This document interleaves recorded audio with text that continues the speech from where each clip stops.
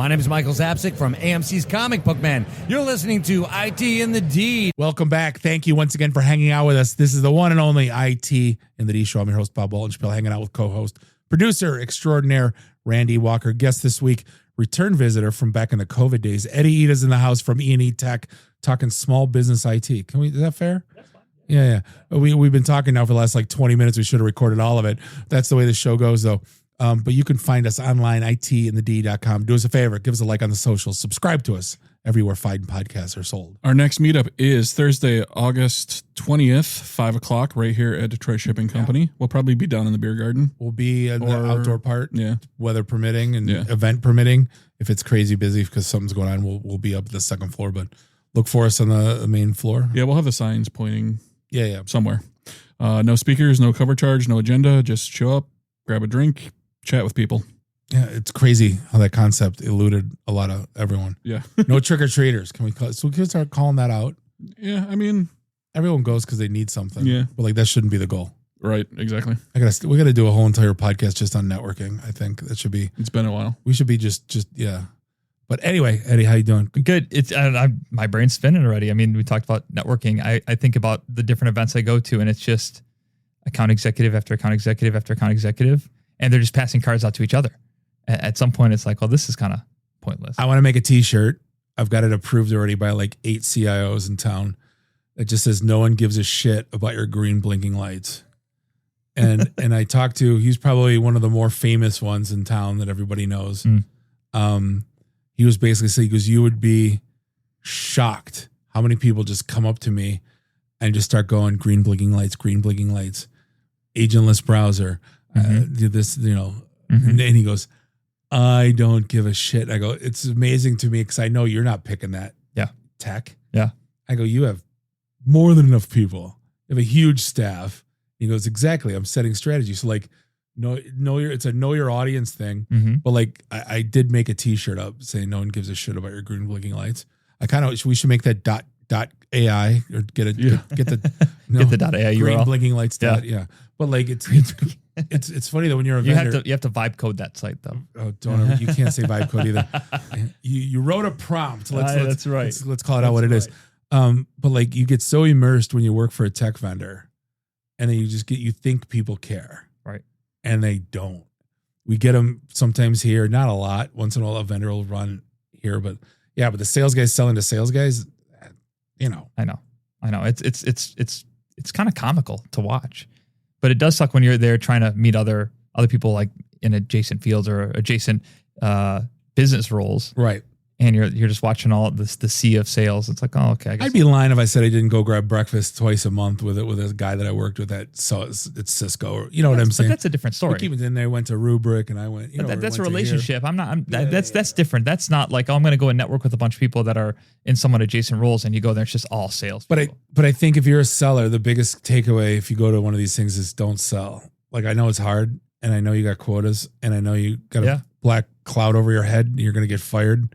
And your numbers are short. But if you ain't gonna sell at the conference. No, but let me say this. If you're there, you're probably too late. No, but I don't want to say you're too late. It's never too late. No, you know what I mean. But there's always, if you are going to sell, it's going to be in 12 to 18 months. Yeah. This isn't a now thing. No. Unless you're selling, I always said Tootsie Rolls on a toothpick. You know what I mean? You're not selling it today. No, not at all. No, I agree. I mean, the bottom line is know your audience, as you mentioned about the green blinking lights. And the bottom line is if we're providing value for someone, that's when they buy. And so if we're talking about the value and how, again, not even selling, just what we're excited about, what we're doing, if someone's interested, they'll naturally call you. You got to keep top of mind every so often. Yeah, but I think not enough people have the what sucks conversation. Why are you here? What sucks and why? What's the worst sales call I've ever sat on in my career. I'll throw it out there. It was with one of the big 3 cloud companies, and I won't say the name, but it rhymes with Schmoogle. And all they did was talk about how fast their cloud was, how great their cloud was. We got the best cloud. We got the fastest cloud. Never once did they ask the buyer, what's important to you? Yeah. Do you need? Where are you? Didn't even ask where are you in your cloud journey. I've had people calling me back in my MSP days going, this and that, we got the best thing. Never once said, how do you guys procure and resell? Do you guys own how do you operate? Everything? How do you tell me about your operate? No, they don't. Like, so what you're saying is excited about just regurgitating features. So what you're saying is people don't do proper discovery in the right sales terms. No, and there's a way to do it properly. Yeah, it can't just be. I've heard it being described, especially in consulting, to keep asking why until you figure out when. Yeah, and that, to be honest, you need so much of a trust in a relationship to be able to even earn that. That's right. Like, you can't just walk in and say, what sucks? Why? You're pretentious at that point. Right. Where you're like, like, 'cause I have a hard time doing it, being like a lifelong salesperson. Like, here's the 3 things we're really good at. Because I'm a power of 3 person. Yeah. Here's the 3 things we're really good at. Talk to me about your journey. Talk to me about what sucks. Talk to me about, like, I don't even say what initiatives you got going on, because then you're late already. I'm trying to get ahead of that. Yeah, for sure. But to me, it's common sense. It's less like, I didn't read a book. No. It's just, to me, that's common sense. I'm with you. So this is how I usually frame it when I'm working with either like salespeople on our staff or just helping other MSPs. You have to be inquisitively curious, legitimately, about their business and how they operate. You have to ask the why when it's appropriate, but you can't just say, yeah, we'll take care of this. Yeah, we'll take care of that. And you have to be thorough. I mean, so if you walk into a manufacturing organization, I mean, some of the first things I say is, hey, how did you start? Why did you do this instead of something else? Right. Right. Like, okay, cool. That makes sense. Like, so you guys make these parts and these items. What makes you different than your competition? When you sell these things, what's your process of going from A to Z? It'll naturally lead you down the route because they know why you're there. It'll naturally lead you down the route that you need to be to then talk about what you're there for. Or you say, you know what? I don't think we make sense. But I think at this stage in your business, we would. Call me then. Yeah. Or I'll call you in 6 months. I think you'll be there then. I mean, the thing is that you got to think about, if you're not there to save me money or make me money, get the hell out of my face. Why are you here? Yeah. Like, that's it. Yeah. Like, again, unless it's security is one of those interesting ones where it's different. It's mitigation, it's insurance. You can't quantize it, but I will tell you that there are so many businesses still, I mean, to this day, that will say, well, we'll risk it. It's okay, we'll risk it. And it's unreal. They haven't been hit yet. Yeah, I know. Yet is a great word. Or if they have, I mean, that's the thing. Like, I don't lock my front door. Right. I'm not telling you where I live, but I don't lock my front door. It's on Google. And I'm sure when the day comes that my house gets peeled out, that the next day I'm going to put in the $10,000 camera system and buy the pit bull. Right. Absolutely. Right. Until that day comes, like, I'm fine. Yeah. Like, I'm fine with my Nest cams and you know what I mean? So, I mean, let's play devil's advocate. If you live in an area in which you don't need to lock your doors because it's generally safe, then you probably have a better chance of being fine. Or if you don't, if you live in an area that's high crime. We've seen libraries getting hit by ransomware, though. But that's what I'm getting at. Ridiculous. Like, why would you hack a... But that's what I'm getting at, though. That's my point. When it comes to cyber, there's no such place. It's everything. You're on the internet or you're not on the internet. Yeah. And if you're not on the internet, you're not in business. I mean, that's the bottom line today. So ultimately, and you mentioned the front door thing. I always tell people that, like, yeah, you can lock your front door, but what if your back door is unlocked? And what if you got your garage door open? I mean, yeah, that's great that you put. Again, though, they're going to find a way to get in. You're going to have a bedroom window on the second floor. That's right. If they want to get in, they're going to get in. That's down right. the chimney. Yeah. See, and works for me every time. Yeah.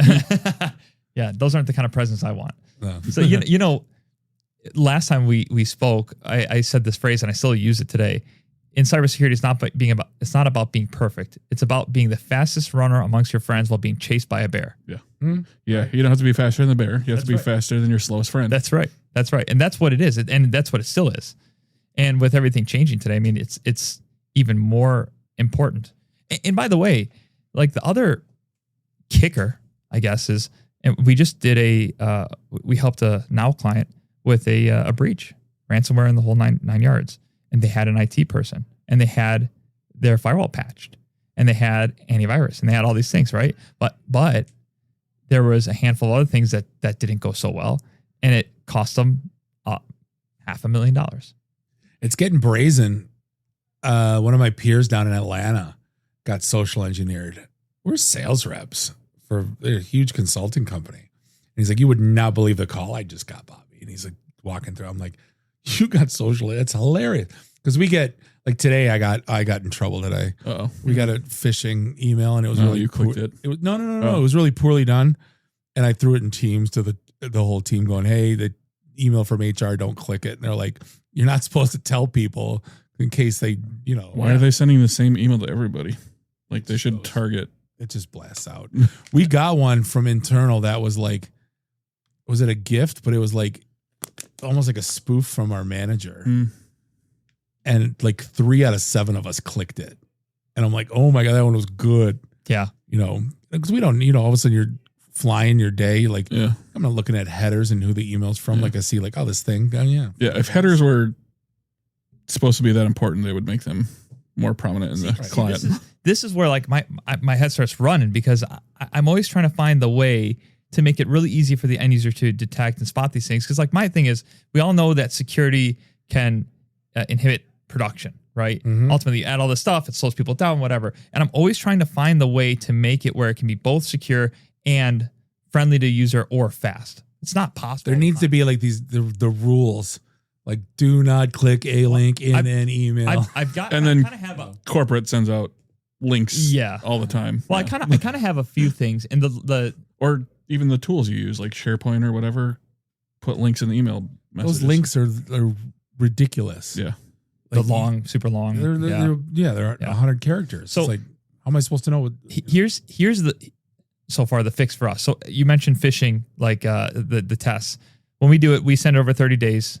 We don't hit the same department at the same, like someone in the same department won't get an email as their colleague in the same department on that same day.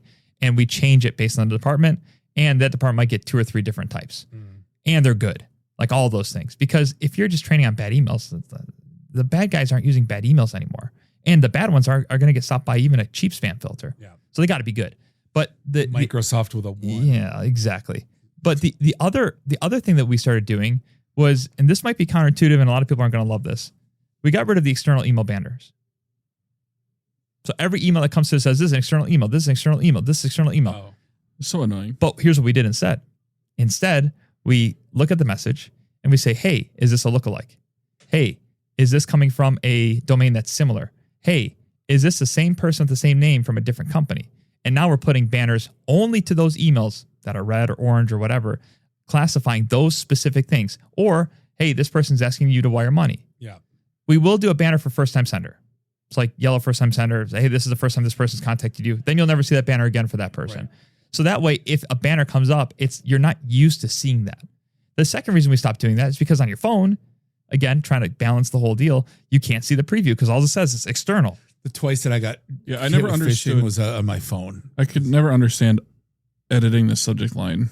Like there are better ways to do it than editing the message contents itself. Like, well, you have you mean for the preview piece? Or the warning. Oh, like putting external sender in the subject line or whatever. You get limitations of Exchange though. I mean, it's just limitations of Microsoft Exchange. That's the bottom line. And then you reply to it, and then whoever you're sending it to outside the company sees that, and like it looks unprofessional. And for sure, that's not the message I sent. Yeah, replying, for sure. Yeah. So no, we cleaned all that up because it's one of those things. It's like when you look at those fine details, you can really make a difference. I think in how you present technology to someone who's not technical, and then it helps. And then you have policy and procedure. Don't do this. Don't do that.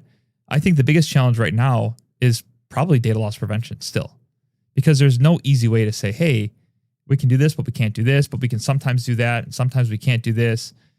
You would have to basically say, we're not doing this, period, whatever that is. Let's say we're not sending, financial documents over email, which obviously don't do that. But see, I always thought the biggest thing was like Eadeh, like just who do you have in your system that has access to what and where? Oh, it's like least privileged, but not just that, making sure the data, not only data privilege, but like who's got access to like master accounts, or who's got access to, and when someone leaves, or you know what I mean, are you cleaning that up? No, right. That's so I think like identity management to me, just in time. To me, that's the most critical.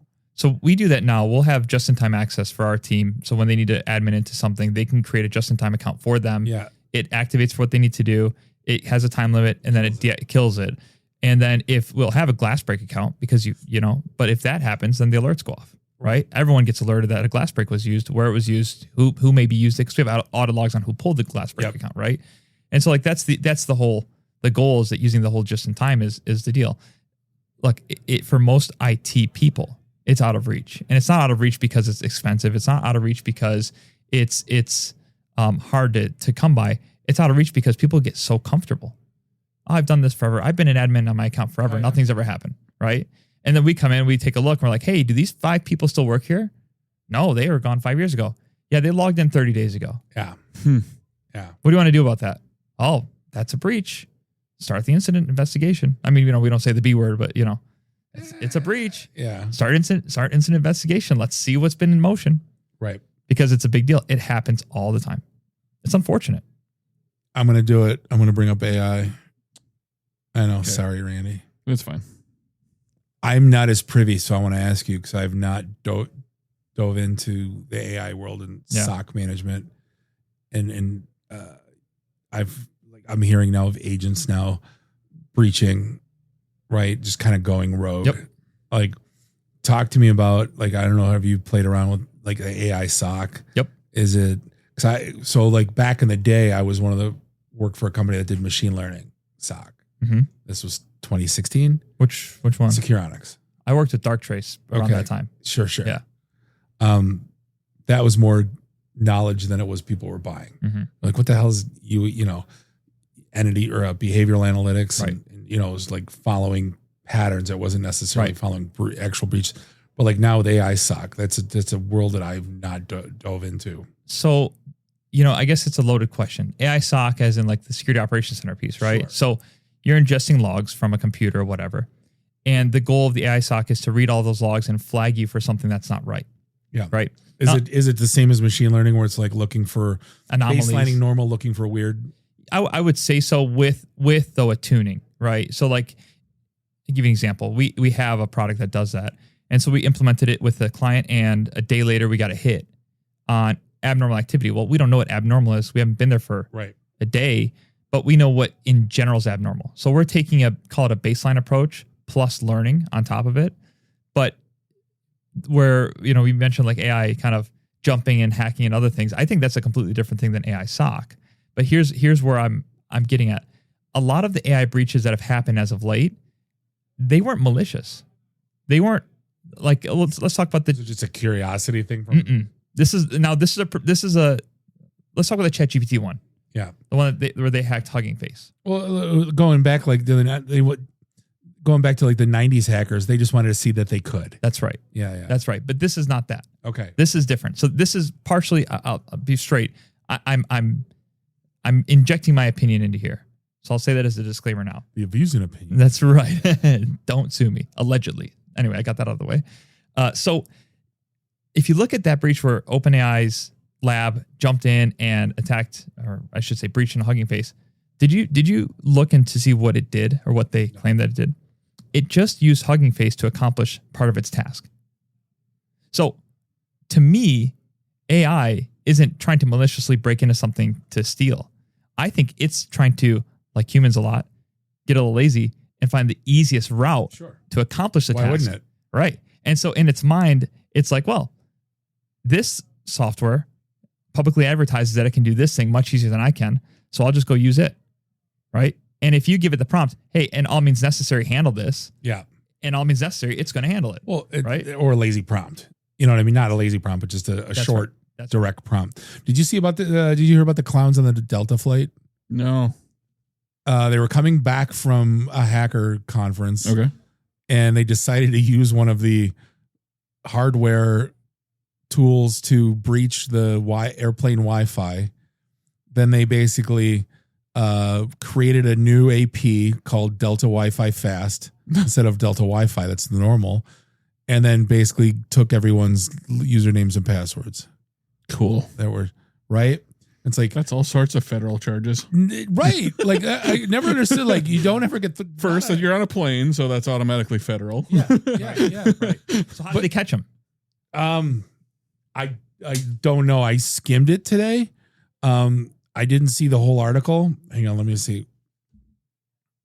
Because that would be a log question, I assume. How do they find out? Yeah. I don't know.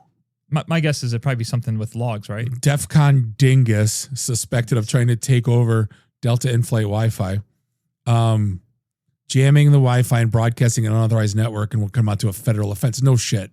What happens in Vegas stays in Vegas. Oh, so they jammed it. They didn't actually get into the system. They just jammed that one BSSID. They created just for that flight. Yeah.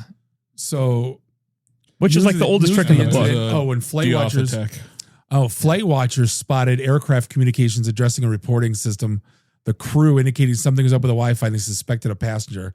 So, hey, alert, Corp Security, we have a passenger that's created a scam Wi-Fi called Delta Wi-Fi Fast. We believe are trying to scam authorization.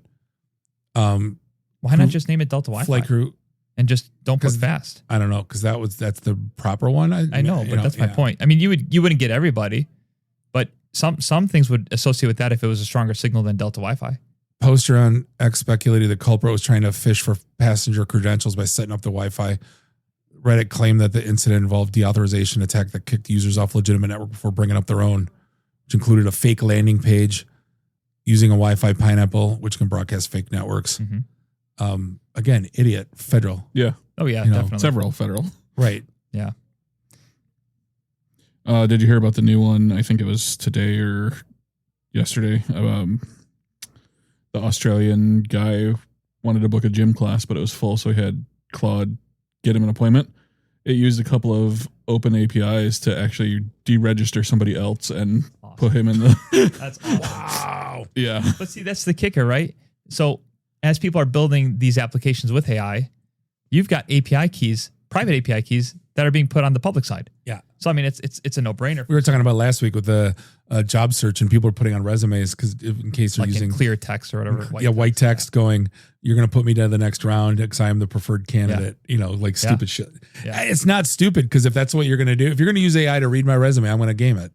Absolutely. And eventually catches up and you find the next thing. It's just like everything else, right? Yeah. Just flying a little bit faster.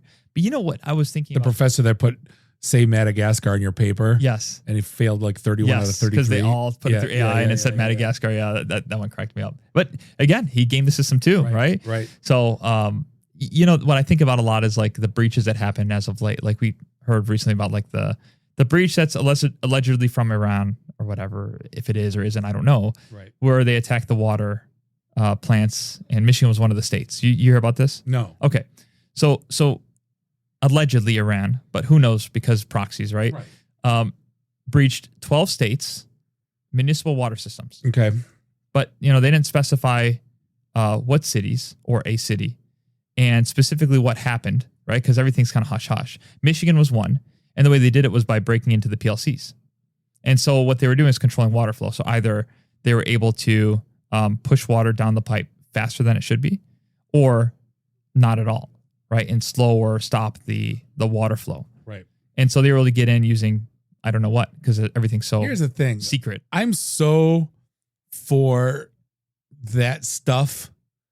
I know you public utilities, you can't do that. But like, if you think about what could shut this country down in like 10 seconds, shut down the power, shut down the water. You're done. Of course. But like, I think we were talking before the show about the new, I went to go buy a washer dryer, and one was like a pair of them were like $3,000, but it was like your grandpa's washer and dryer. Mm-hmm. They took out all the electronics. Speed Cleans. Is it Speed Clean? Speed Clean. They're pretty good. Super expensive, right? Machines. Yeah. And then I just read the thing like Westinghouse is coming out with a dumb TV because one of the Fed departments came out and said, "Oh, when your TV's off, we can tap into it and listen, like use that." Vault 7? Is that the CIA leaked documents on WikiLeaks a long time ago, talking about how CIA was using the microphones in your TVs, but also finding a way to convert the speakers into microphones and listen. So for TVs that didn't have that in there, right? Because a microphone and a speaker are very much the same in their composure, just how what direction. Now they're selling dumb TVs and dumb washers. Go for that. I thought Westinghouse was just a label at this point. I didn't think they actually made stuff. Funai. Okay. And they call it Westinghouse. Yeah. Funai makes like when you go to Best Buy, there's like the off-brand shit. Insignia and Element. It's usually Funai that makes all that. They used to be a client back in the day. That's why I know that. See what drives me nuts though is like these attacks that happen. Like you talking about water. Yeah, sorry. like water. No, it's all relevant. I mean, ultimately, is that there's really no root cause analysis. So like us as the public doesn't really get to know what happened, partly because Or should we? but to a degree, like, okay, so maybe not the world, but certainly people in the sector should know with some privileged information. Yeah. So that way they can help others not do that. But the second thing is, why not? If you've patched the problem, if it's fixed and you can't do it again, then put it out. But the greater thing is that every municipal has their own water system, right? Not every city in our regard. Like I think Detroit Great Lakes or whatever runs a lot of water here, right? Yep. But in other places you have smaller water departments. And then same with electricity, like we have DTE here, but other places have different electricity companies. So it's not that I want one massive company, but who's red teaming everybody? Right. Who's going to go through and try and, okay, water company, we're going to try you next and whatever. I mean, is there a standard, is there a NIST standardization for how Muni runs IT? Like, I don't, there is to a degree. so HIPAA's for health, Yeah. finance got their own, It's not like that. How it works in what I know and what I can say, I guess too, is that it's not so much like, hey, municipal has to run this. It's more, hey, municipal, do you want money from us? Here's part of your audit. Mhm. It's this, and that, right? And if you can't procure that, then you're not going to get this federal money or state money. Part of that is because of elections too, because municipals run the elections. Yeah. And so they have the machines, they have all this. And so, whenever they change the election laws, all of the work falls on the cities and townships that actually are the ones who put up the precincts. So like when they say, hey, we need cameras up, now these cities, we have 3 weeks to figure out how to do this new voting law. Right. It all falls on the cities. So you have all these individual cities with their own kind of bend on how to do IT. And that's where you have this. So, I mean, yeah, I hate to say it, but it's just so easy. It's not just cities either. It's townships and right. smaller that don't have their own dedicated IT. So they've got, a state level contact or something who can, Or, I mean, even MSPs, like some people have, like some counties and cities and townships and all that, they have MSPs. Yeah. Right. Which in some cases is fine and probably in many cases isn't. I gotta start reading more. This whole war on flock cameras came out of nowhere. I can talk about this one. And I knew that they were doing license readers. Yes. Like from way back in the day. I was part of my old city's Yes. tax board and we funded the license readers. And I was like, no, I was the only one out of 8 that voted no. I'm like, no, I don't want it, and now this whole flock thing, I'm like, because they're using that data and pushing it up. And I'm like, okay. I got a lot on this. Okay. All right, go. And I'll tell you like my, I guess, authority point of this is I also have kind of a law enforcement side of what I do too. Reserve police officer. So nothing like super crazy, but I'm involved I'm a grunt in that role, but I'm on the road and I'm involved in seeing how these things work. So I have two perspectives and I never really had a solidifying opinion until probably more recently, which is probably a fair middle ground. So you have these flock cameras, this company Flock that comes up. And they kind of come out of nowhere, and they just start. That's what I'm saying. They come out of nowhere. They start popping up everywhere. Now, if you start digging into their funding, if you start digging into who they are, these are ex-military people from not just the United States, but, like Britain and stuff like that too. Yeah. And you look at funding and whatever, I don't want to go into that because I don't know enough and I don't want to get sued. But anyway, there's that. So they start popping up everywhere and they genuinely make a decent product, right? Their thing is we're going to put these LPR or ALPR cameras, as they call it, automatic license plate readers, on the poles, and we're going to give you a database and let you know that if something happens, you can search that license plate and find out where that car was last, right? Right. So the one side of me is like, great. So if someone goes and shoots up a place and someone pulls a license plate from a camera, we can get that person, send a SWAT team, get them in custody, and we're done. Or there's a kidnapping of a kid and we've got that license plate. We can get that kid saved, right? There's so many benefits to it. So that was my first bend to it, is like, well, yeah, this is fine, right? Then I get involved a little bit more with seeing the platform and all that other stuff and saying, I can make my own list. I can put my own license plate list together and get alerts when certain people that I want to watch are hitting certain cameras. And not just in my city, by the way. Right. So now I'm like, okay, that's going to be misused and abused. And sure enough, it was. And I think someone's got arrested. FBI top 20, whatever. Like I'm cool. Like there's certain things I think people are cool with. I think so. I think so. But then there's the efficacy of Flock themselves. They're very secretive. Their building doesn't even have their name on it, right? It's a very weird, odd thing. their cameras don't have great security. There was a handful of bugs that people found where you could essentially click the button on the back of it. It starts its own Wi-Fi AP, and you can connect to it and then reconfigure it. Like a terminal at Home Depot. That's right. It also has really bad like RF shielding. So you can use, specialized RF tools and actually get the image off the camera itself live if you're nearby. Yeah, there's a lot of these things. So, okay, so then that's a vulnerability. Nothing a good old baseball bat can't fix, Well, yeah, vandalism, right? Green laser. So, yeah, that's definitely do not shine a green laser. No.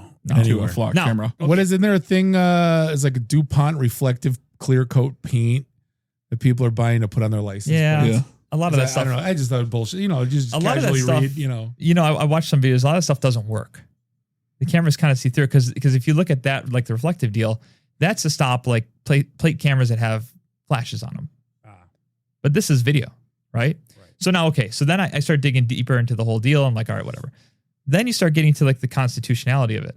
So then I'm like, okay, well, I know in the police world, I can't track your phone unless I have one of two things: exigent circumstances, meaning that I know that you're going to cause harm to yourself, or you're you're elderly missing who can't take care of yourself and you could die, or a warrant. Yeah. Right. But I'm not throwing a butt in, but I'm like, in public, you should have no expectation of privacy. That's the other side of it. The other side of it. And so that's where the battle is, right? Because that was my initial like, yeah.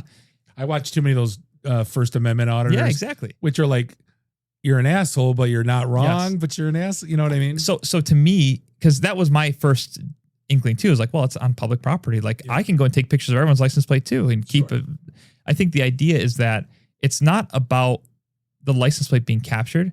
It's that I can see where you went and what you did and where you are right now. Yeah. Without obtaining a warrant. Right. I think it's more of that than is anything else. But then again, like the devil's advocate, like if I'm an undercover, I can just follow you around. Sure. All day. And I can get the same data from that by doing so. So it's one of those weird middle grounds. A nickel drone. I mean, it's exactly. It's one of those weird middle grounds that, my opinion is probably more leaning on like, let's at least have some kind of warrant system. Or I think what people are worried about, it's not so like they go into this thing going, oh, we're just going to track the FBI's 20 list or whatever, murderers. Then you go down and down. And then all of a sudden it's like, yeah, domestic, like then they get to like petty, nothing's petty. That's like a felonious, but you know what I'm saying? It gets a little down more and then it gets down. How about, and then it's everybody. How about like an alert that says, hey, this person usually shoplifts at the store and we get them going to that store. Like minority report shit. Exactly. Right. And that's on there. Right. And so like, yeah, I mean, there are cases like, hey, if it's a stolen vehicle confirmed stolen, let me know when it hits. Light it up. Yeah. Light it up, right? And so I think that's the deal, is that right now, just like anything, it's so wide They have the open. readers in their cars. Not every department has that. No, but a lot of them do. They do. I watch enough Midwest Safety to know this one comes back stolen or this one comes back. You don't watch that? No. Midwest Safety is like my favorite YouTube channel. It's like the worst of the worst of the worst of the car chases. Okay. Like this, which shouldn't be a thing either, but like 15 pits, 120 miles an hour through parking lots and fields and running across ponds and swimming, whatever. Yeah, people are wild. It'll open your eyes to people are wild. I mean, and yes, like I've experienced that. Like, Axon body cameras. Are you familiar with those? Like it's like pretty much the same body cam that Axon. No. So you know it if you've seen the logo, because in just about every police video you watch from the body cam perspective, it's in the top left corner. Okay. And it'll say like Axon 4 or Axon 3 or whatever. That's the brand of the camera, right? It's Axon. And that's just about like, I would say, I just make up a number, 90% of police departments use Axon body cameras. Okay. The car cameras are Axon car cameras. And that has an integration to Flock. I mean, how soon are we away from like RoboCop or Terminator data? Well, so, okay. You know what I mean? When you're looking through. Well, then let's ask this question. Why do they have cameras writing tickets? Right, so automated. That's so Bush. But it's Bush. Right, like, pull me over. Right, give me a camera ticket. Right, at least catch me. Right, but then that leads down that same path. It's like, well, RoboCop. Well, we kind of have that for traffic in some places. Yeah. Right, Michigan just passed recently the first law that they're allowed to do that in construction zones. So now in construction zones, they can put up cameras and they can hit you. And by the way, it's not fair. If there's nobody working, I'm not slowing down, because you see orange barrels and no one's working. And by the way, those fines are doubled. Yeah. Oh, yeah. So, right. Revenue. I always thought if you kill or injure a worker, it's like a $7,500 fine. We're like, and was it 10 years or something like that in jail? Is it 5 years? Oh, I didn't know. No, I thought it would it was like $7,500. That's it. Like, you know what I mean? Yeah. No, it's I think it's nice to $7,500 or I think it's like 5 years or 10 years in jail. Yeah. Oh, then yeah. Well, look, if you hit someone and you kill them with your car, obviously depending on the facts, it's gonna be at least a manslaughter deal. Oh yeah. You know, 20 years. you're going to that's an extreme manslaughter. Yeah. Manslaughter usually starts at 5. Does it really? Yeah, manslaughter can start at 5. It's insane. And 5 years in jail isn't really 5 years. Right. You know, because then you have other things time served, holidays, and then you have good behavior and all these other factors. I mean, yeah. So I mean, are people going back to the Flock stuff? Are they mad about what's Flock's doing? Or are they mad about what it could be doing? I think they're more. So I think because again, it's a slippery slope. The general public is just, the people who are on their phones the most are the ones who don't want the police to know where they're going. Well, here's the thing. You know what I mean? The internet is good for a few things. One thing that it's good for is riling people up about stupid shit. That's right. 5G. That's right. It's going to ruin. Are we dead yet? We might be living in the Matrix and we don't even know it. Yeah. But the alarm that was going off for 5G was laughable. That's right. But laughable. And here's the thing. I was on the data center side too until I started seeing what's going on. The damage and all that stuff. Not just the damage.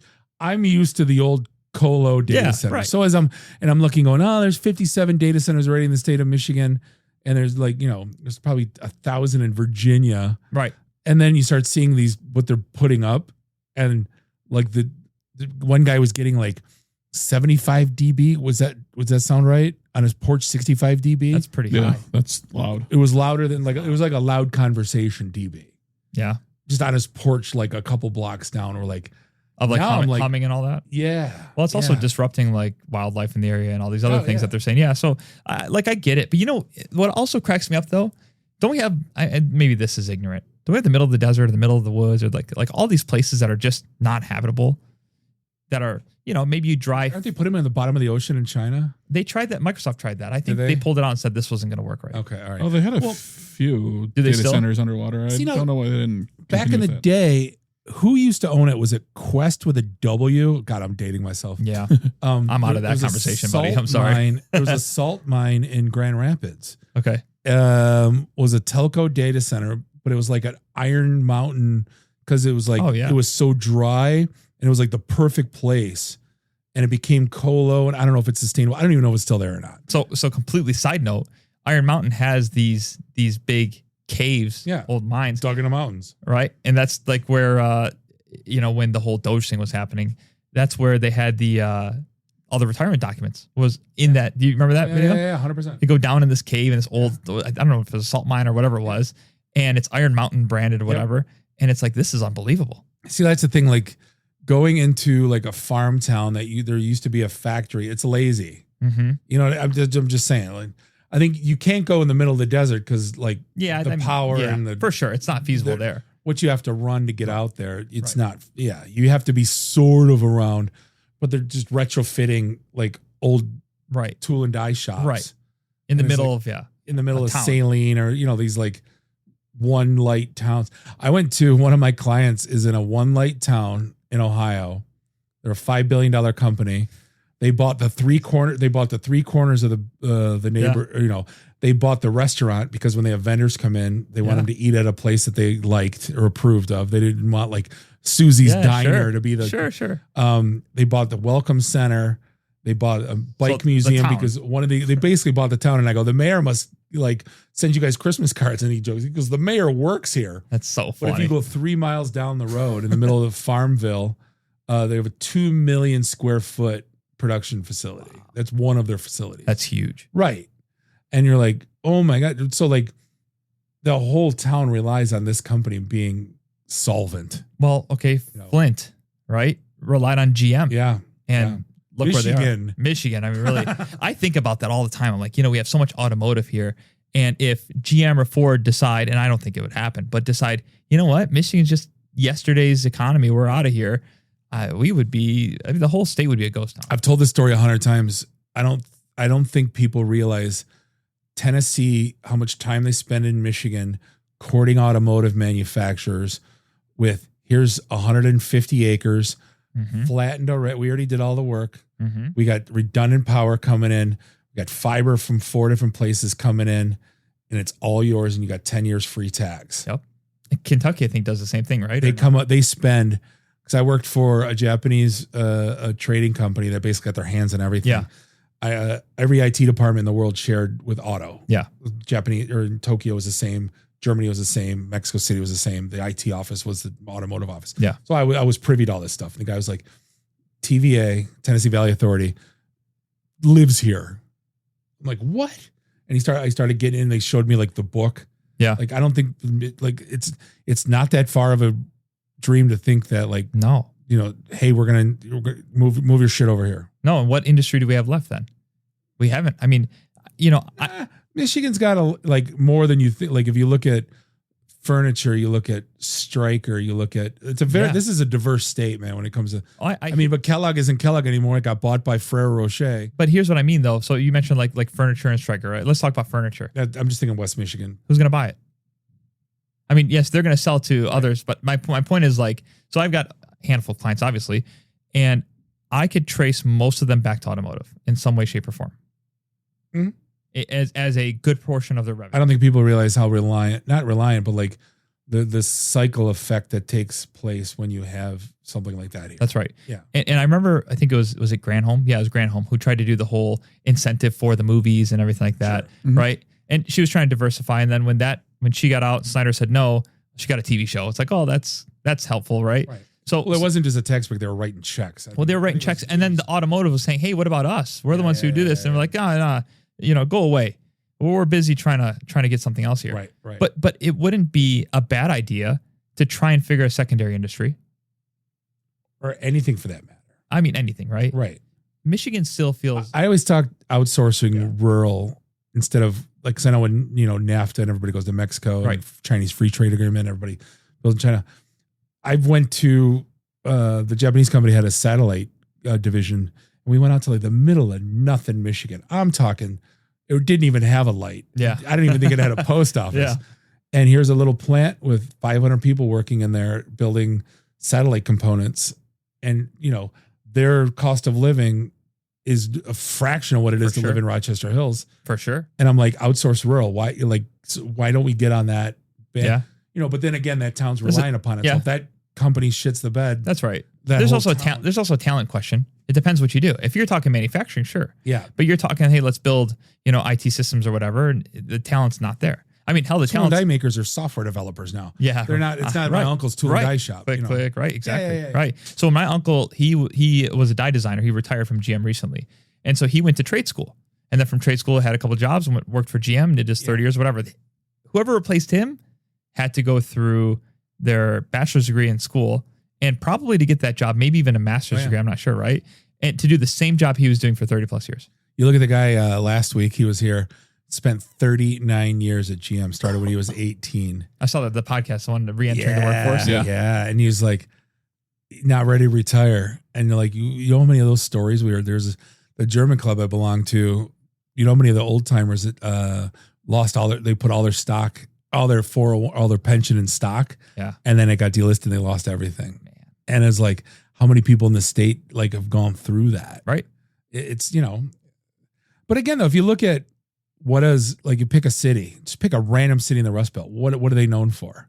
Oil. No. But you mean like as far? Rust Belt. Cincinnati. Sorry. Rust Pittsburgh. Belt. Yeah. You know what I mean? They're all in the same boat with us. Yeah. I mean, it's manufacturing in some regard. Right. Sorry, I was thinking Bible Belt for some reason. Some are more, some are more a little farther south. Like some are more insurance, but if you look at Milwaukee's got like, bank insurance, Harley Davidson, you know what I mean? Yeah. Couple other companies. Those are two industries right there. Right. But Michigan, it is diverse. If you look at, but the problem is the big bank gets bought by the Dallas company, the one in Troy gets bought by New York. Yeah. Right. That rhymes with Schmagstar. Mm-hmm. Kellogg got bought by Ferrero Rocher. Well, it got split into Calanova. Right. But then the cereal gets bought by Ferrero. Right. And then they merge. Right. With all these, but if you look at it, the stuff we thought we used to have we were pretty diverse in terms of like healthcare, life sciences, and Right.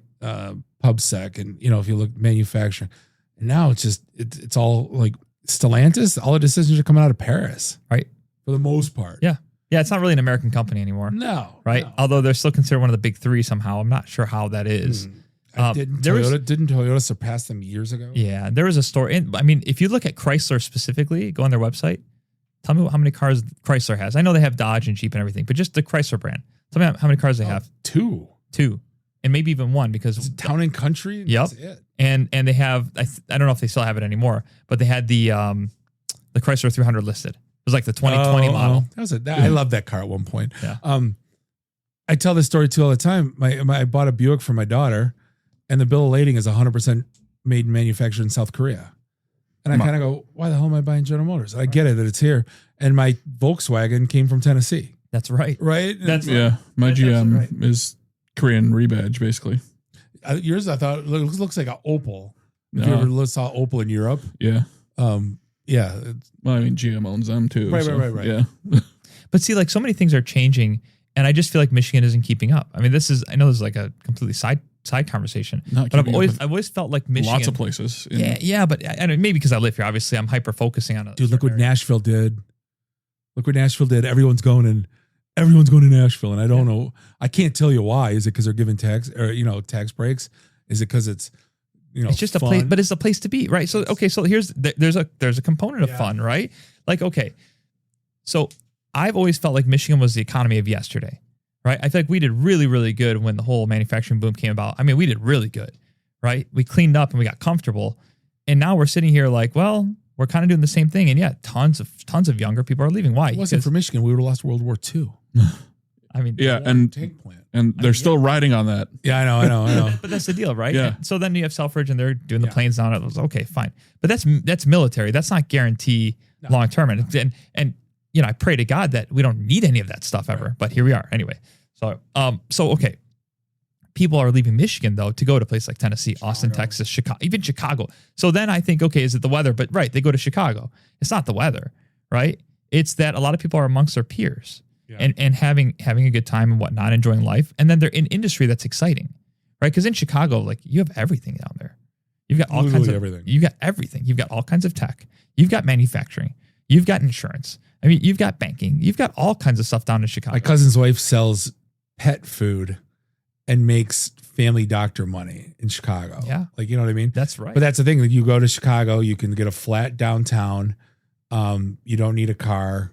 right. You can walk it. It's enticing. Yeah. I was going to say those are two of the big things here in Michigan is education and transit.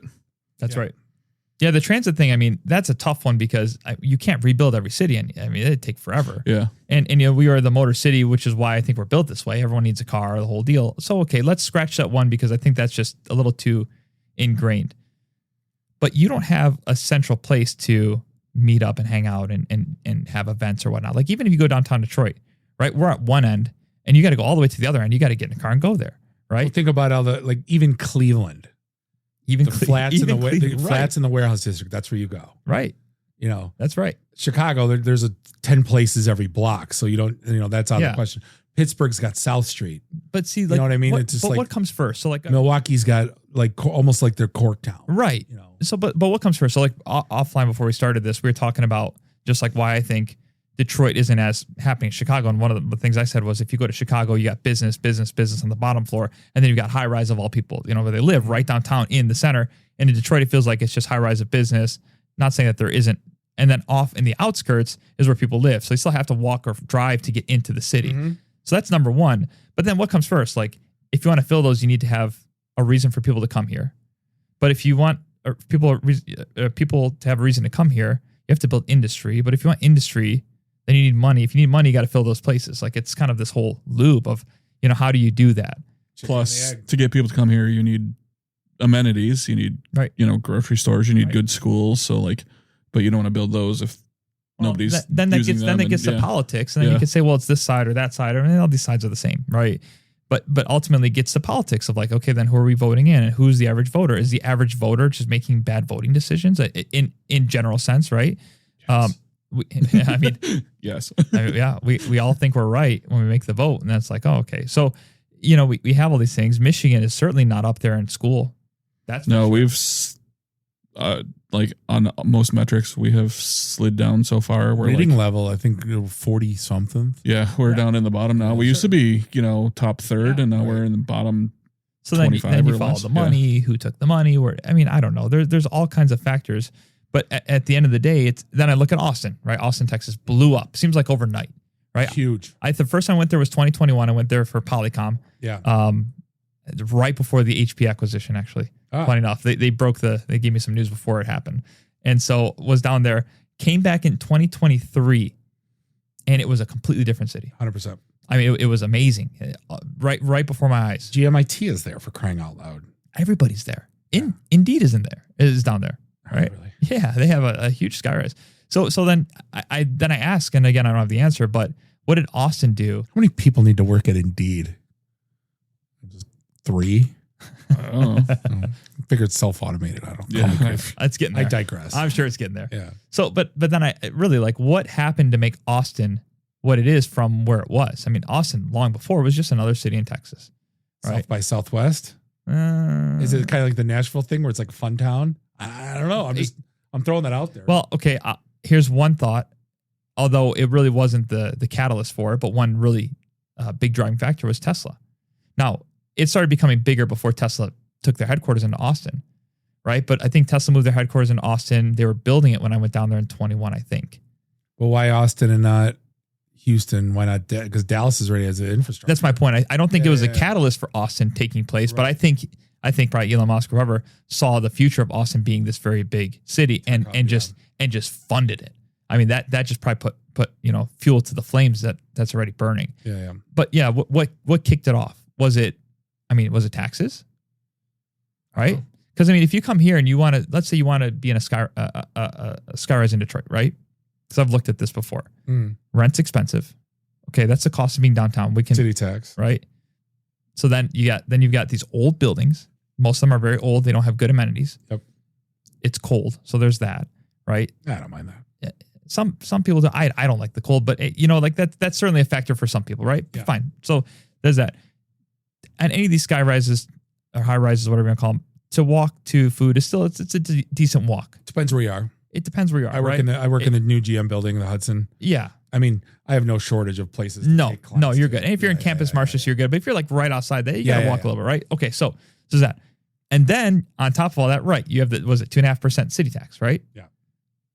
Well, I mean, I'd rather go to Troy. There's a workaround to that because the way I file taxes, because I'm home based technically, but I have the office down there, so I don't have to file. I see. Because you're home based. Correct. Right. The last company I was with, I had to file. I think you still have to file for any work you actually do inside the city. There's a thing. Oh, the problem is I'm technically home based. Yeah. So if I go to the office once a week, You still have to file taxes for those days you're in the office. there was something that I sent that they sent that's There might be a lot of times there's a threshold, Percentage, a yeah. dollar threshold. Yeah. Or a I think percentage. it's time threshold. based. Or it could be time Like based. if you're more than half the day in the city, you have to do it or but something. see, like here we are talking about Detroit tax. Yeah. Right? And it's like, why do we have this? When property taxes in the city, don't even get me started on that. Oh, it's yeah. it's more than Birmingham. Oh man, I've got another good story. When I was down in Austin this last time, which was recently, maybe like 6 months ago, a year ago, I was talking to the guy that we found him on, he's an Uber driver and all this stuff. And now we just call him because he's a good guy. And we were talking about housing and cars and all this other stuff. And, we were like, what do you pay for your car registration? And he had a brand new Denali, what is that? Suburban. Yeah. Right? Now, Michigan, I know the number. Well, I know close to the number. I think you're somewhere in the $500 or $600 a year range. For that car? Yeah, Probably. something in that range, right? Oh God. He goes, well. Mine is 114 with the state park pass. Hold on. Here we go. Ready? So he goes, well, inspection's $60. I go, okay, cool. Well, how much is the registration? He goes, no, that is registration. He goes, that's inspection registration, $60 a year.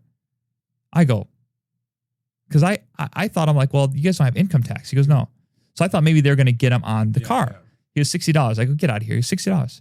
And I go, so what's your insurance? And I forget what he told me, but I remember it was like a third of ours, which we all know that.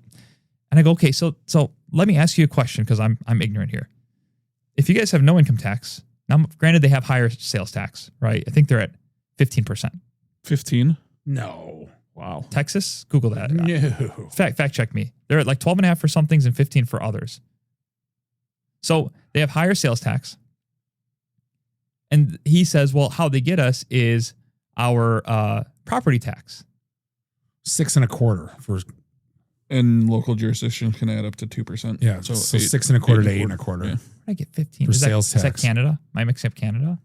What about You're looking at it's probably look Europe in- with VAT. Look in Austin. I thought it was higher than that. Look for I guess in my world, look for specifically software. Austin sales tax is 8 1/4. 8 1/4. So it's 6 1/4 Texas, 1 city, and 1 local transit. Okay, so 8 1/4. So really not that. So you got a smaller increase in sales tax. So then I said, okay, fine. Well, then how do they make their money? Because I'm used to the Michigan way. He goes, oh, they get us on property tax. I go, oh, perfect, cool. Tell me how much you pay in property tax. He goes, I pay about, I think he said $6,000 or $7,000 a year. Okay, how big's your house? Like 2,700 square feet. I'm like, well, they don't get you in that because I got an 1,100 square foot house and I'm paying that too. I'm looking right now. Austin property taxes are significantly higher than Michigan's average property taxes. Their effective property tax rates between 1.8 and 2.5% of a home's assessed value. Michigan's 1.32 to 1.5. I mean, that's not significant. And by the way, though, the house cost in Austin is actually, I mean, not if you're downtown, but in like the outer parts of Austin. Yeah. The value of those homes are less than here. 0 state income tax. Yeah. Statewide average property tax is close run $3,700 a year. Heavily influenced by lower average home sale prices compared to Austin. I mean, That's Michigan. I'm in an 1,100 square foot starter home that I got in 2018. So I'm kind of locked into that older rate, and I pay around six and a half a year. Yeah. In property tax. So that's the deal, though, right? So you can go down there, get a house for less, pay less taxes, no income tax, so you got more money in your pocket. You pay way less for the car, way less for the insurance.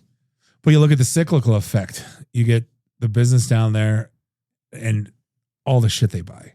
If you think about that, if you look at like kind of what happened with Florida, they said made it easy to move there, made it cheaper, and then you look at the industries that boom just from the cyclical effect. Right. I mean, it's way more than just the basic. Oh, of course. Of course. I mean, it certainly helps all around, right? So, and that's the deal. I mean, and again, I'm no expert. I'm certainly not running for office for any reason, and I wouldn't know how to, let's say, initiate. Pay me to run for office. No, heck no. I always joke with people. I'm like, I'd rather pay the politicians, give them donation checks. Right. But it's I don't know where you would start to say how do we rejuvenate Michigan's industry, or if it just has to die. I don't know. It's a tale as old as time. I know. I feel like this has been the same argument for the show. Yeah. 13 years. Well, you got to stop relying on auto. Start diversifying. And then what? Yeah. Yeah. But what's funny is then you look at like a Dan Gilbert who, right, mortgage. And by the way, actually, we do have a big mortgage industry in Michigan. True. You've got Dan Gilbert, Quicken Loans, and then you've got United Wholesale Mortgage out in Pontiac. They employ like 7,000 people or so. So we do have something there. But you get someone like that who's trying to push and rejuvenate the city, and it just doesn't feel like it's like 1%. It's not enough. We need like 5 to 7 Dan Gilberts in the city. Yeah. You're not. Yeah, that's least. right. At least, if you look at back though, I remember when Woodward was a shell of itself, when that Merchants Row was just getting built. Sure. And I went to Wayne State in the mid 90s, late 90s, and what Cass Corridor looked like. And the city's cut, the 7-2 has come a long way. Oh, no doubt. Yeah. Oh, no doubt about it. I mean, even in the last 10 to 15 years, the city's come a long way. But, I guess the only thing I can conclude is that the Lions need to win the Super Bowl. I mean, that's not going to happen in my lifetime. No, I don't know. That's the other thing. Like, is it maybe just a good sports team? Like, is it something that just brings popularity? We've had that. If you look at like titles on the 4 majors, we're up in the top 10 in the country. It's got nothing to do with that. Yeah. We're one of the few cities that has all the arenas are downtown. That's true. That is really nice. Even though they're not waterfront, which is blasphemous. Yeah. Right. We're close to the airport. I mean, 20-minute drive. But again, you have to drive to and from the airport. That's true. There's not transit there. Cities. Yeah. But that is most cities. Denver, I mean, I even have like a buddy in Bakersfield, and he has to drive like 2.5 hours to the nearest airport. That would suck. That would suck. I'm 40 minutes. I'm like 25. Yeah. I'm in Livonia. Oh, yeah. I'm easy. I'm 25. Just hop on any freeway I want or take Merriman. All That's the way. good for people who live here, but for people visiting, then they have to deal with car rental or something like that, which kind of puts a damper on things too. If you go to Florida or any of those other places too, you kind of have to do the same thing. I mean, even to get like to the was it the Q line or something? No, Bright line. I went to Miami to see a soccer game. Miami's kind of its own place. I was in Lauderdale, and there's a train that goes like up and down. Yeah, is that the Bright line? Something. Yeah, I think it's a Bright line or something. And there's Q line is here in Detroit. Yeah, but it's like it's a real train. Yeah, I think there's like 15 stops, and I was lost as hell leaving that stadium in Miami for soccer. It was like it was the worst thing I've ever had to deal with in my life. Because there's nothing around. You had to walk like a mile to get an Uber because like the transit, nothing got in because there was only one way out. For sure. But that train was sweet. The train is sweet. And you get, we went, I think 7 stops, got to Lauderdale, got an Uber at the train station, 3-minute Uber or whatever, Yeah. I see. Okay. So I was just in DC. Mm-hmm. Just went for take the family, show them the monuments and all that stuff. Right. And we decided we're just going to do metro the whole way. Right. So when we get off the airport, right, you get the metro, it takes you everywhere and all that stuff. Right. And it was good. It was really easy to get in and out and whatever. Mm-hmm. I found myself by the end of the trip missing my car. Just the luxury of being able to just get in the car and drive to where I want to drive. I have that argument for work all the time because if it's within 6 hours, I'm driving. I'm 4. I'm a baby. I drove to Chicago so many times where I'll never fly to Chicago. Chicago's different because by 5. By the time you drive to Chicago versus going to the airport, it's the same distance or the same amount of time. I just flew to Milwaukee and it was like, and the flight got delayed. Yeah. I'm like, oh my God. And we were there. We had to leave, 2.5 hours before the flight. Yeah. Then you have to Uber home. Yeah. So I was 200 in Ubers and a $400 flight. Yeah. Or 2 $100 Ubers. Right. You know what I mean? So I'll drive. And I get yelled at like, what, I've driven to St. Louis like 10 hours. That was the max. I did West Virginia once 8 hours. Like that was, but like, I've done a bunch of 10 hours. I get it. Yeah.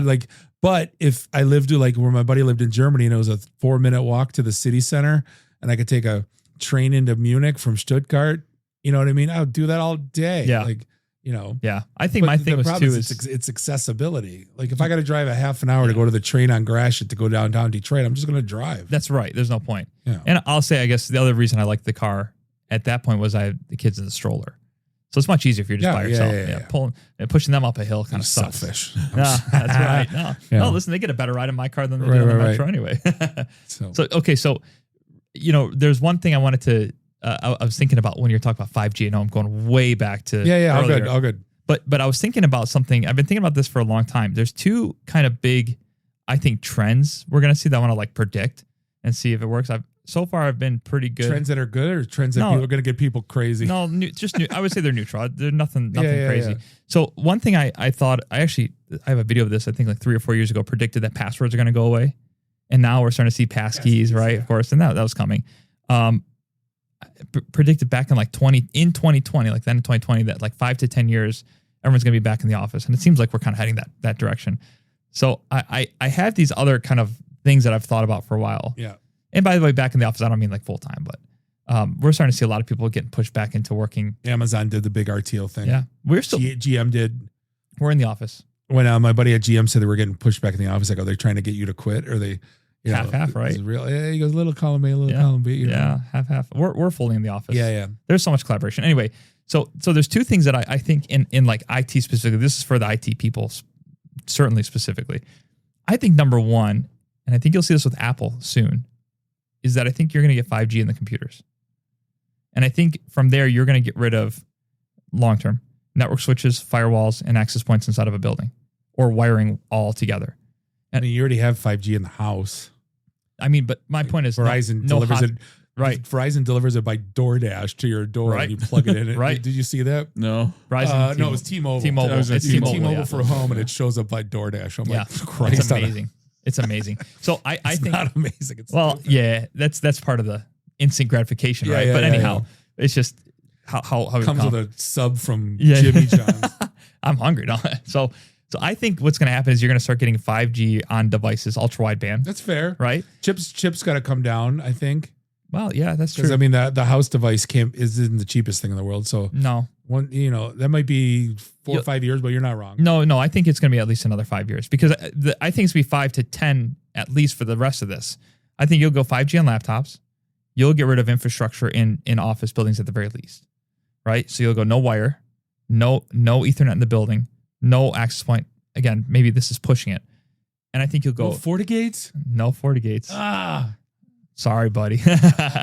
And I think you're going to go SASE. So an application that does zero trust, that dials you into your infrastructure in the cloud. So that way you can laterally move between where you are in maybe a data center or maybe into Azure. So your computer's essentially always on a VPN, call it. Okay. So how do you interconnect? Like how do you print to a printer or whatnot? You're interconnected through a tunnel, more or less. So zero trust isn't a bullshit?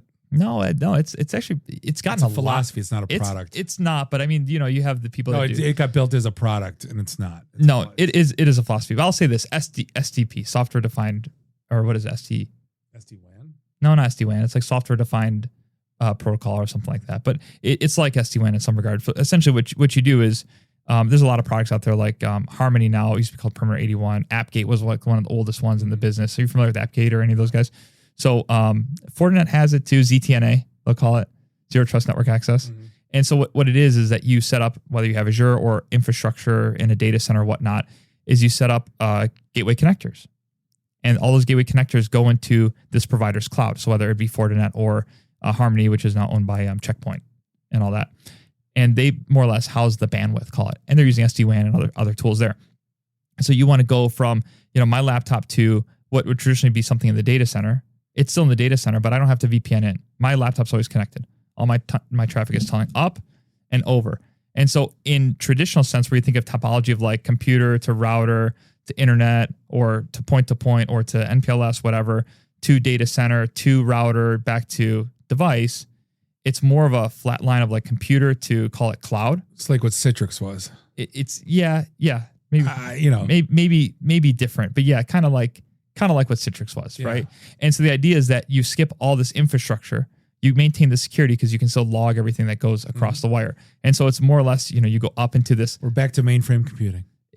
I mean, everything's cyclical, right? Yeah. And so I think that's what's going to happen. And over time, I think you're not going to have firewalls or things in, especially you go public cloud, everything, you won't have any infrastructure. Right. You don't need it. So standing up a building now, like for our companies, we got to run wire everywhere. We got to put access points. We got to say we can vibe code our infrastructure now. That's right. That's right. To go there. So that's sorry, Randy. Yeah, no, it's coming. It's already here. But I mean, in practice, I could do this today. Yeah. As long as I can. It's just going to cost too much. Well, that's the thing, right? You got to find reliable computers that can support 5G, and then you got to pay for those data plans. Yeah. But I mean, data is becoming more commoditized. Remember when a DS3 was $15,000? Yeah, no. I mean, now you can get a data plan for $20 a month. Right, exactly. 5G and the whole. My first job was selling T1s for $6.99 plus loop. Yeah. 1.54 meg. Yeah. Yep. Yeah. So I think that's number one. I think we're going to start seeing more and more of those because you talk about the hybrid environment, right? Accessing things like, let's VPN. VPN's so clunky now, right? If you think about more traditional versus non-traditional, VPN is certainly traditional.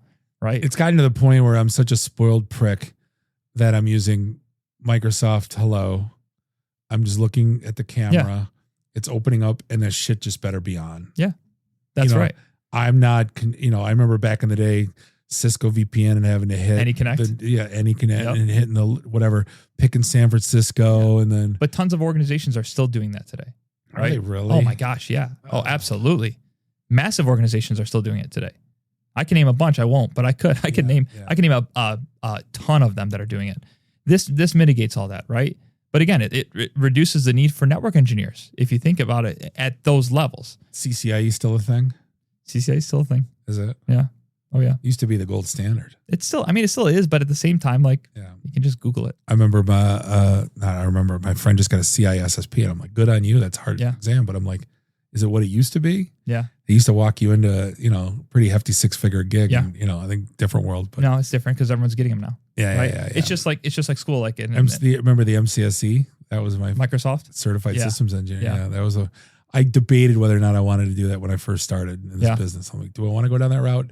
And if New Horizons, it was $17,000 for New Horizons. Yeah. So I'm like, Jesus. They don't even exist. No. Yeah. You don't need them. No, you don't. Now it's Pearson VUE Online, right? And all 100%. That. So Yeah, and everything, because everyone has it now, it's just you're back to level playing field. It's no different. So I think that's a big thing. I think that's coming down the pipe of like, we have AI, of course, which is changing a lot of things. I think there's a lot of infrastructure that's going to change because of this ability. I do think soon you're going to see a Mac that has 5G. You already see it in Dell's, but they're not so prevalent. But usually Apple starts it, right? USB-Cs. It's not true. Hold on. Samsung starts it, then Apple does it 3 years later, and then they make it, and everybody say it's revolutionary. Well, it's amazing. I'm kidding. I just want to get Randy mad. I mean, you're not wrong. By the way, you're not wrong. Yeah. But I will say that maybe Apple perfects it, or they're the ones because they're the biggest competition. Shit out of it to make it a mainstream idea. USB-Cs on computers, right? You didn't see one until it happened. They have the internet on computers now, I hear. Yeah, that's right. Yeah, surprise. Yeah. So that's number one, and then number two is going to be your. This is probably more common today. It wasn't common last time we spoke, really as much, but it's your device-based trust, right? It's not so much of your username and password anymore. We're going passwordless. And it's not even geolocation anymore. I think there's a lot of security that talks about geolocation. Hey, are you in the United States or not? It's more, are you on a device that I know, right? And are you who you say you are? And so this is more of I'll bring out all the cards on the deck and tell you what we're doing, which is really neat. In the past with Microsoft conditional access policy, right? You would say, hey, if you're in the United States and you get your normal two-factor, if you're not, you just can't access this. And we get clients to say, hey, I'm going out of town, and we'd open the rule for them and their user and all this stuff. And we'd open the door, and then they'd come back and we'd close it. And, and then you get a client that leaves and, oh my gosh, I forgot to call you guys and now I can't get in. And we get all the alerts with the SOC, blah, blah, blah, all this stuff. So instead, where we're going with this is your device has to be trusted, whether it's enrolled in MDM and compliance, by the way, not just enrolled, but has to be compliant. And on your mobile device, because we've debated about how to do this, people use their own personal devices for work. The applications that we use for Microsoft are going to be controlled. Not your phone, but the applications. Oh, yeah, and Intune. Intune, right? You only get this many 5 applications over. Yeah. Well, that's MDM, right? Where it locks down what you can download. But if it's on your personal phone, you can't tell someone you can't download apps. So what you do instead, MAM, manage applications. And so in Intune, you can say, okay, with Outlook, these are the policies. If someone logs in with my domain and logs in, these are the policies that get applied to that phone for that app specifically. And we can wipe that app or the. So I used to have, when I'd open up and there's the apps, I'd have 2 tabs. I'd have personal and I'd have work. Yeah, and then the work ones, there was only, that's the Android side, right? Correct. So you could do the same thing on Apple, but it's a little bit more like, it's a little bit more seamless, where in Android, because you have the work and the personal, you can't separate it or you can't, I guess, combine them as well. Yeah. So like copy and pasting was kind of weird at one point.